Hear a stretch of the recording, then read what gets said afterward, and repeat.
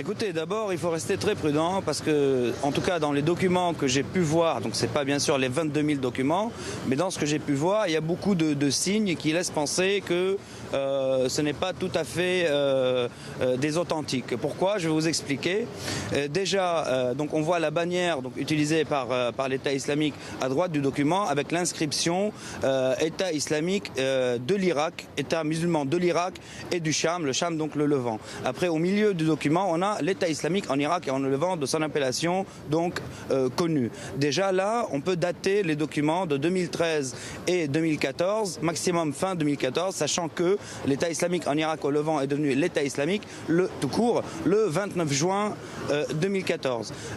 En bas du document à droite aussi, on voit comme une sorte de pins avec la profession de foi islamique et l'inscription Baqiya, ce qui veut dire qui reste. Donc en parlant de l'État islamique, sachant que ce pins est tiré d'une vidéo de propagande de l'État islamique en Irak, donc l'ancêtre encore de l'État islamique en Irak et au Levant. Et on voit une inscription en haut à gauche parlant d'une direction générale des frontières, sachant que dans les rangs de l'État islamique, cette administration n'existe pas et qu'en 2013-2014, l'État islamique avait encore moins de frontières. Il était parsemé sur tout le territoire syrien et dans l'ouest irakien. Maintenant, il faut dire aussi que peut-être qu'il y a des informations qui sont vraies là-dedans, tirées de sources ouvertes, parce qu'il y a beaucoup d'informations sur les djihadistes, surtout occidentaux, qui circulent dans les médias. Peut-être qu'il y a des infos inédites, mais aussi, on a tous fait face à ça.